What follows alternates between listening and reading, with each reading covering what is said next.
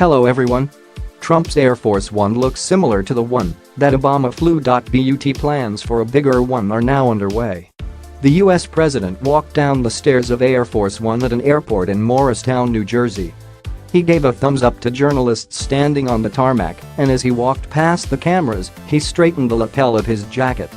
An image-conscious businessman, he brags about the size of his hands and his ability to make a deal. For the new presidential aircraft, he wants both a big machine that'll save the taxpayer money. Trump tweeted after the election that he wants to cut costs for the presidential aeroplane, but he's also said enviously that another head of state, the Emir of Kuwait, has a bigger one. Air Force personnel are scrambling to make the new aeroplane happen and meet the president's demands. They're looking at ways to ensure that the aircraft will be as cost-efficient as possible while at the same time embodies the heft that Trump wants. Boeing executives said last week that they'd been awarded a contract for the aeroplane's redesign.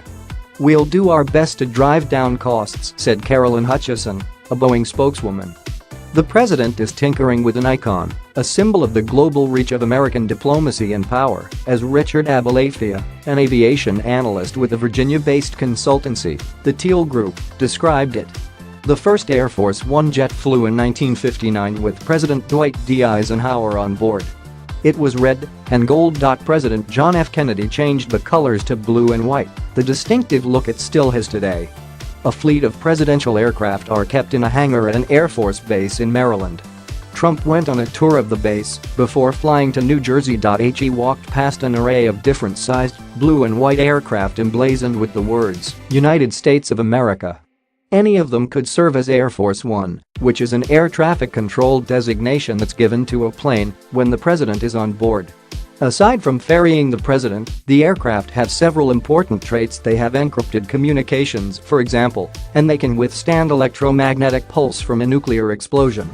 The most famous is a jumbo jet built on a Boeing 747-200B airframe. Trump flew on the jet to Paris in the summertime. It has several different cabins, one with thick carpets, powder blue melting into cobalt, chairs that swivel, and a table reserved for senior White House officials.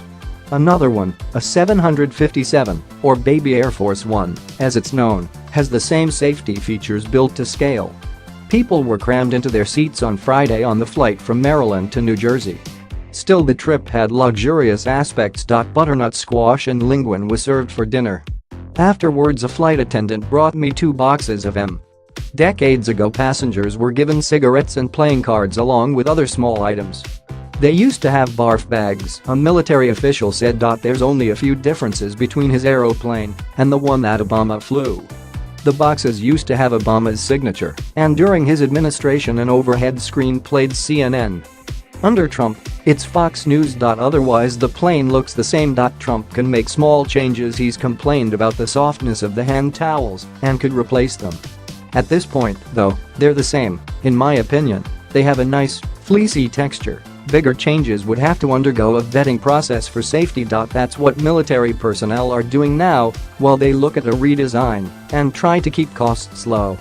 Weeks after the election, Trump tweeted that Boeing was making a new presidential aircraft, but costs are out of control, more than $4 billion. Cancel order. Since that time, Air Force officials and Boeing executives have tried to make it seem as though they're acting in a frugal manner. The Air Force recently bought 2 Boeing 747-8s at a bargain price. That's what they say. They haven't revealed the cost, though, so it's hard to know. The new aircraft will replace the older model, the 747-200B, but it won't be ready for several years. When it's time for a president to buy a new Air Force One, you buy it for the next president, said Abulafia.